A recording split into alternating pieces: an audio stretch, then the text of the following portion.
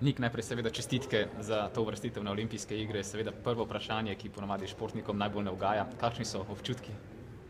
Ja, mislim, zdaj, težko je strniti vse tako hitro potekne, glave so še vroče, ampak seveda za slovenski hokej je to ena velika stvar.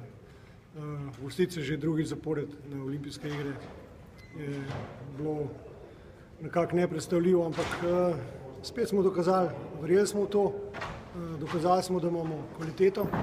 S takimi rezultanci, ki smo se tukaj srečali, pa tako tekmovati, pa biti skozi zraven, pa še zmagovati tekme, mislim, da to govori o določeni kvaliteti. Srečo imaš lahko enkrat, ne moreš pa imeti trikrat ali pa da se po sreči uvrstiš na olimpijado. Tako da to je v bistvu spet, bi rekel, ekipna zmaga. Fantje so res oddelali tisto, kar smo se zmenili do potankosti. Normalno, v vsaki hokejski igri se pokažejo napake in tokrat smo pač bili srečnejši pri izvajanju kazenskih strelov in se uvrstili spet na olimpijske igre. Tekma z Belorusijo, tekma nadpovprečne borbenosti, tako z ene kot z druge strani je. Pravzaprav to bila tekma, kjer je bilo nadpovprečno število borbenosti, nadpovprečno število metanja podpak, tudi krvi. Ja, take tekme se ne igrajo vsak dan. Take tekme se igrajo nekako vsake 4 leta v našem športu in to sem tudi fantom povedal pred tekmo in za take tekme igralec trenira. Trener je za take tekme se pripravlja in ko mi čakaš, da nekaj takega doživiš, narediš vse, da bi zmagal, pripraviš se na nasprotnika in igralci so samo sprovedli tisto, kar smo mi se zmenili in povedali. In prve čestitke grejo njim, ker so res se borili, tudi kot so sami rekli, do krvi in spet ena skupna zmaga. Vodili ste z 2-0, prišlo je do izenačenja na 2-2. Kaj se vam je v tistem trenutku, kaj vam je rojilo po glavi? Nismo nikoli nehali verjeti, to je normalno. Tekma gre tako hitro, da ni tle časa za kakšno paniko.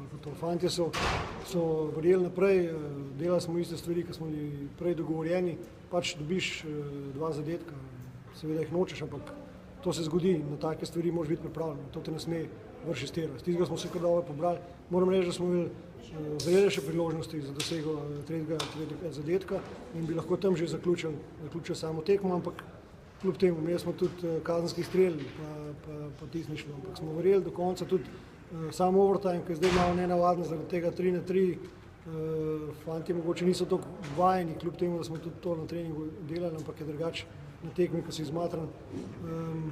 Tako da na koncu se pravi, se je iztekal, strelci kazenskih strelov so popravili svoje delo in se je tukaj tudi vrtal. Ravno ta podaljšek me zanima. Za nekatere oziroma za večino je bilo to nekaj novega. 3-3 zelo hitro se dogaja pred enim, pred drugim golom. Tudi za vas morda nekaj novega, glede na to, da je to na taki pomembni tekmi pač prvič, ne?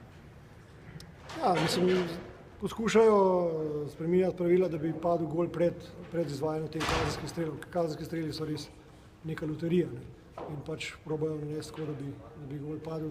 In igra 3-3, to je ogromno prostora, igralci so zmatrani od cele tekme in tukaj se hitro ustvari številčna prednost 2-1, 3-1 in tista ekipa, ki to izkoristi, pač zmaga. Ampak v tem podaljšku, mislim, da smo imeli tudi v podaljšku mogoče malo več šans za dosego zadetka, ampak smo dosti odgovorno odigrali v obrambnih nalogah, tako da nismo nikoli dali nekih možnosti, da bi nam dali ta zadetek in pripeljali tekmo do kazenskih strelov. Očitno vam je uspelo v reprezentanci ustvariti nek kult, neko prijateljsko vzdušje, fantje so prava klapa, zaradi tega verjetno komaj da že čakate tudi nove reprezentančne akcije? Ja, zdaj se bomo malo spočili od tega. Jaz mislim, da to je naša prednost, ko govorim.